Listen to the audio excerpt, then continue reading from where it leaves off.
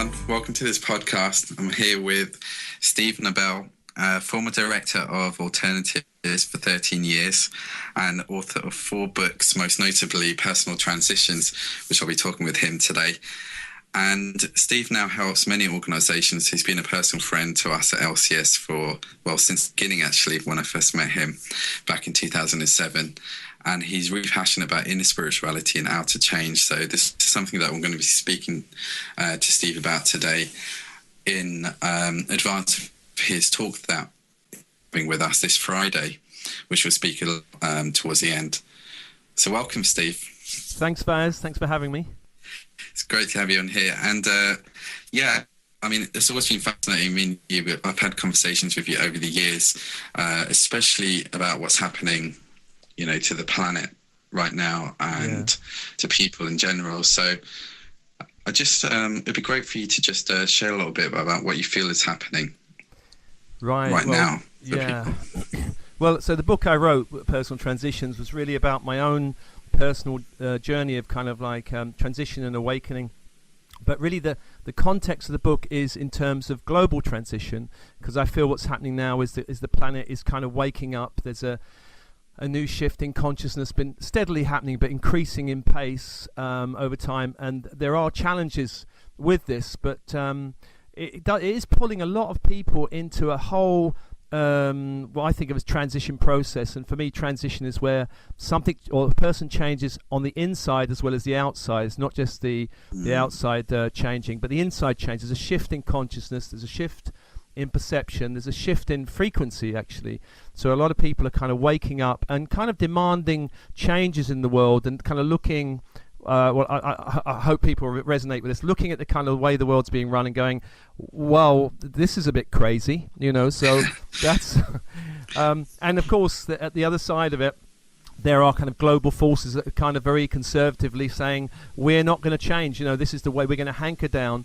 But really, from my point of view, the old game of the old matrix of control, manipulation, greed, all of that is wobbling very badly. And the people in those systems kind of have a sense of that and are kind of holding on ever tightly in the face of demands for change, really.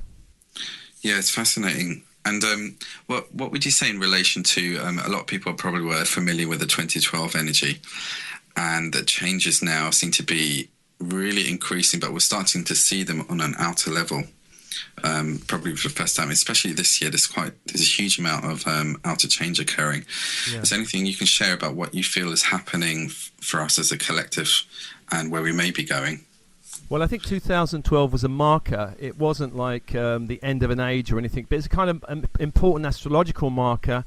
And there are the other kind of markers as well. There's the Mayan calendar that's supposed to have ended 11/11 on the 21st of December 2012. And interestingly enough, I resigned from Alternatives on the winter solstice. That was the day kind of I left Alternatives. So and I'd been there for something like 13 years as a director. So I knew that it was an important time for me to make a shift away from something I loved into who knows what else. And I think a lot of people are feeling that call. It was a kind of marker, a kind of like, come on guys, it's time to get a bit more real about your life and about your mission on the earth. Because I do believe that a lot of people, not everyone, has a particular mission of kind of waking up and helping the planet to wake up and ascend in a way. But from an astrological point of view, Pisces is gone. It's going. It's not completely gone. And the old Piscean age was really something about hierarchy and power. It's about guru. It's about political ideology, finding a charismatic leader to follow. It's about spiritual ideas and techniques were all kept secret, in the kind of ashrams and the halls of power. But now Aquarius is really different, isn't it? It's steadily building in strength. It's about interconnection, networking, information.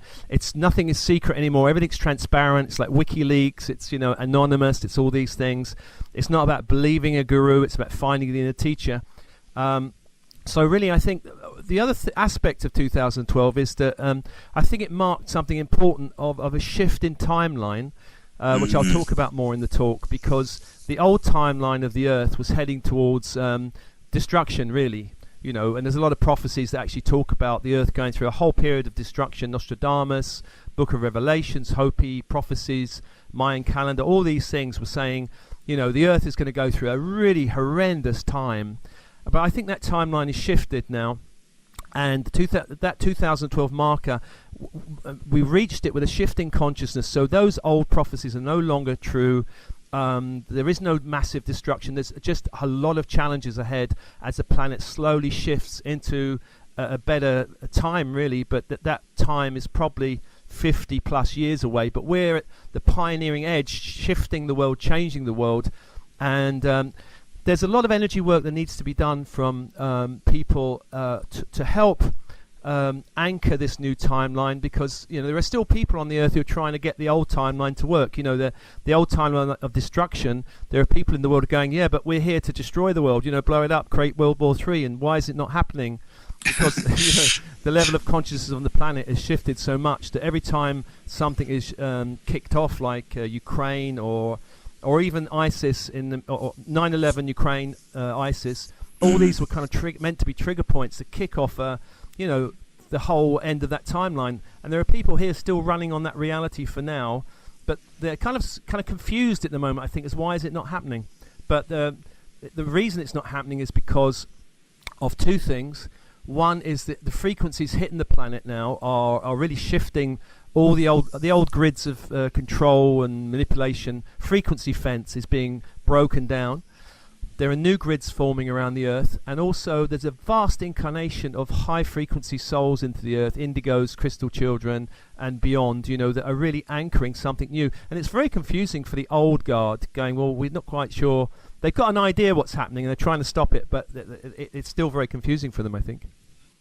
Yeah, it's a kind of like an evolution just happening through each person around the planet at the moment, isn't it? All the conscious ones who are awake. And I'd like to ask you about that, because in your talk that you have coming up as well, you speak about how the energy shift is impacting the healers, the sensitive souls, the light workers, those with spiritual values first. And it's something that I get asked as well, as this might be related, is why people feel like they're going through such similar cyclical patterns that they have to process again and again. And I know that you've mentioned that there's a lot of other multidimensional factors that go in, such as the matrix, and how we can actually work with that.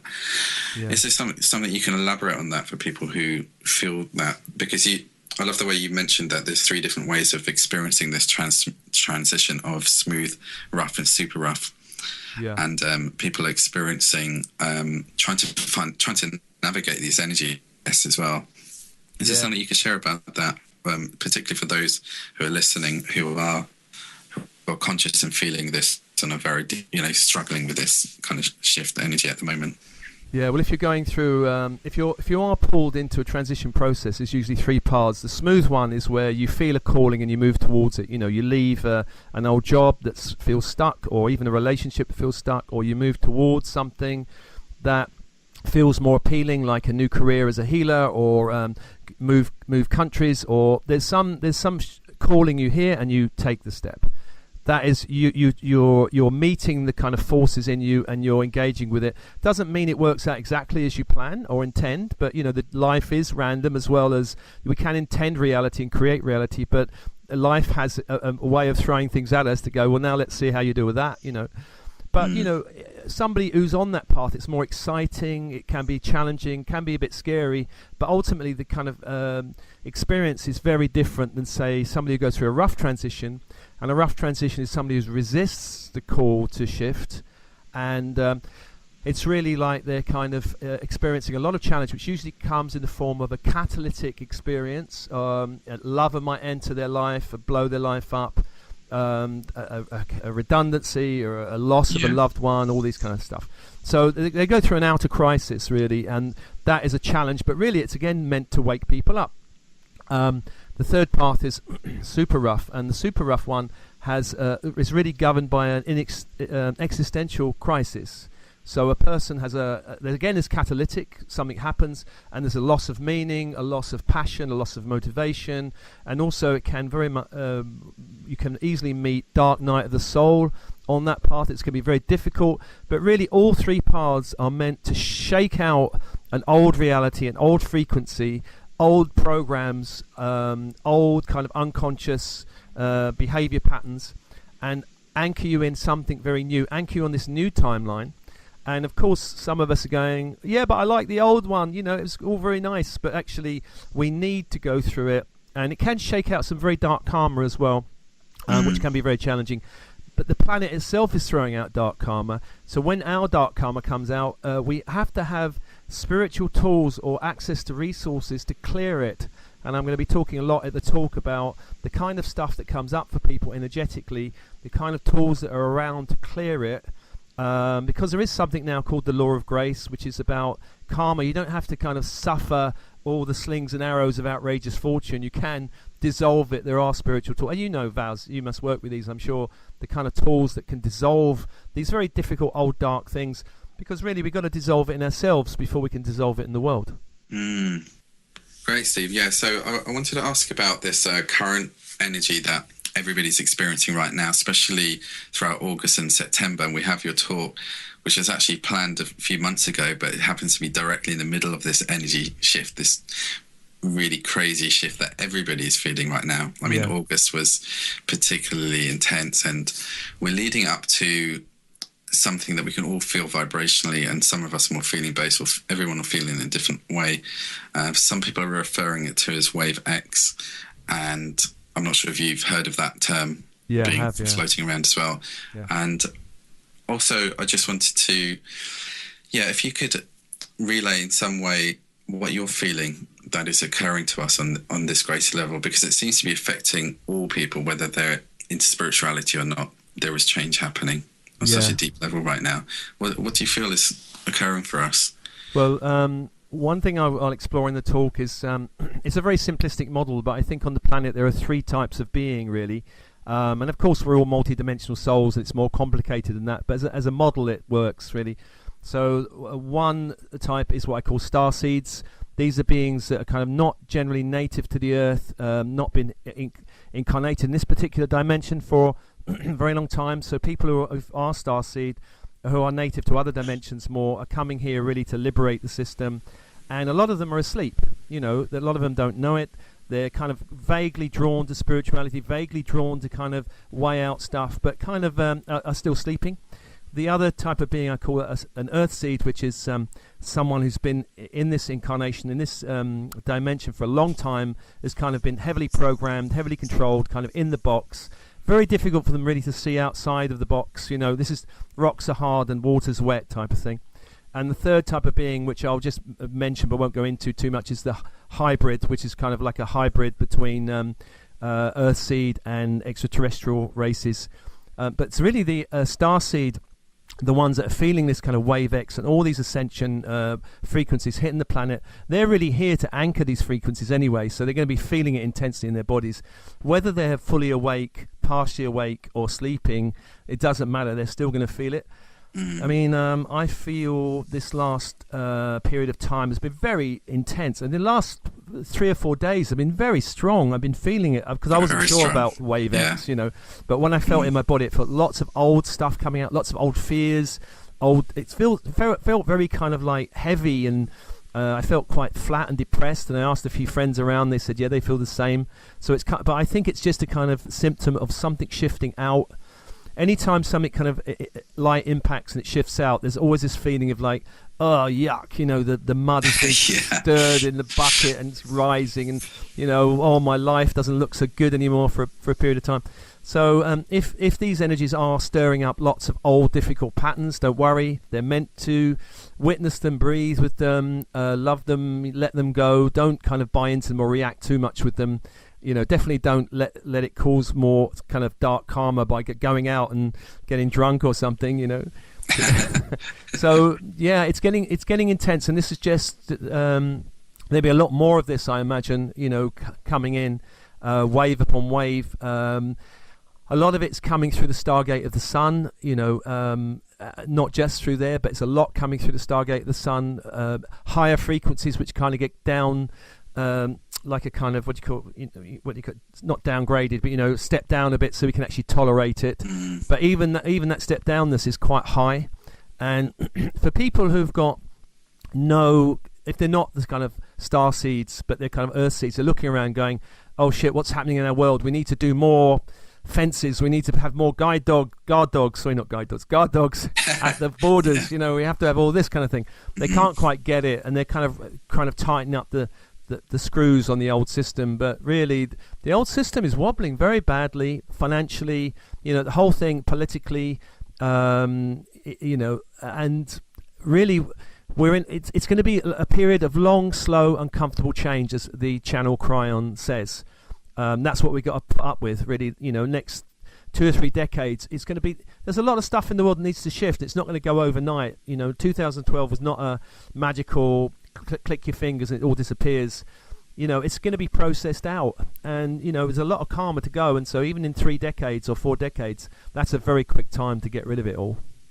That is really, when thinking in the long run of the whole history of the planet. Actually, that's really. I think that they'll be really supportive for a lot of people to hear, because I know that a lot of people feel like they're on their own when they're experiencing these ascension symptoms, because it can feel like such an individual process when you're experiencing that lowness. Yeah, there is something collective. It's worth people going on the net and just Googling ascension symptoms, because there's lots of stuff out there that will, if they read it, they'll go, oh, is that what it is? Okay, fine. Yeah. Yeah, exactly. We're all in the same boat, aren't we? Yeah, traveling exactly. down the river. Just going on from that, I'd just like to ask about your opinion, what you feel is happening to this generation of all of us who seem to be letting go of so many things in our lives. It may be possessions. It starts off with possessions. Probably starts off in relationships first, actually. Yeah. Just letting go, and we're letting go of so many things. Do you feel like we're being freed up for something, freed up to move, or is there something, because on a greater level, when it happens to so many people, the universe obviously has a divine plan and process, and one of the things I'm witnessing on such a great level from what we do in LCS is just how many people are beginning to feel a call for freedom, and also at the same time being asked quite strongly by spirit to let go on every possible level. Yeah. Well, one of the stages of transition is release, where you have to let go of everything, not just physically let go of it, but also emotionally and energetically let go of it. And that can be hard if you love what you're letting go of, but obviously if you really love something, you let them go, or you love something, you can let it go. It's the ultimate gift of freedom. That's just one of the stages. But if we don't let go of the old, even if it's stuff that we love, but we know we need to release, there's no space for the new to come in. And there's a lot of people that kind of love their lives, love their jobs, love it, and hold on to it, and nothing new will happen, because they've got their mortgage sorted, they've got their career sorted, they've got their partner sorted, and no matter what calling comes, I'm not letting go, and that means nothing shifts. There's nothing going to happen. But I know a lot of people like you, Vaz, probably, that are making big shifts in their lives, and it's a massive step out of the comfort zone. They're really letting go and not always knowing where they're going. They've just got the calling. I've got a couple of friends have just gone off to America, sold all their possessions, and they're going really on trust and faith. It's like, and I'm like, wow, that's amazing. And lots of other people are going through that kind. In the book, I talk about lots of those kind of things. People go through those transitions. Where in my own case, I let go of a career I absolutely loved. Alternatives was something I loved. The people there were like my family. It was more than a job; it was a vocation. And it took me a long time to let go of it, because I thought, well, what am I going to do if I let go of this? This is my whole life, and that was very, very difficult. But of course, letting go of it has freed me up to do so many things. I've learned so much in the last few years. Last 3 years since letting it go, and I'm still in touch with alternatives. And now I can kind of see why. Like further down the kind of timeline, I can see why I had to do it. But at the time, I'm like, this is crazy, and I kind of rebelled against it. So resistance is a normal part of any big transition. The bigger the step, the bigger the resistance you're going to take. And that's normal. So people shouldn't worry about that. It's a normal process, and there's a lot. And I think in the book I list 21 typical type of resistances that we have, and we've all got one or two that we kind of hold on to. But when we let go, it is that nature of balls of vacuum thing. New things can come in, and the new timeline that we're on, because it's really about timelines, that the higher self is saying there's a timeline, you've got to get on it. And, don't anchor yourself in the old timeline, which is all about the old frequency control and any of that stuff. And really, all of us, I think, have to do some energy work just to release all the last bits of attachment to that old timeline. So in the talk, I'm going to do a little bit on that, so people can let go of any energetic attachments or vows or contracts with people on the old timeline. And this is very difficult because there might be people we love that are not heading in the same timeline as us, and this is very difficult.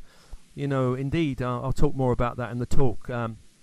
As time goes on, more and more starseeds are incarnating in starseed families, which makes it a lot easier. But in the past, I think if you were born before 1988, there's a good chance that you might well have been born into an Earthseed family, and so a lot of the people in your family would be not on the same vibration as you, and that's very difficult because they don't often understand you. They don't get you.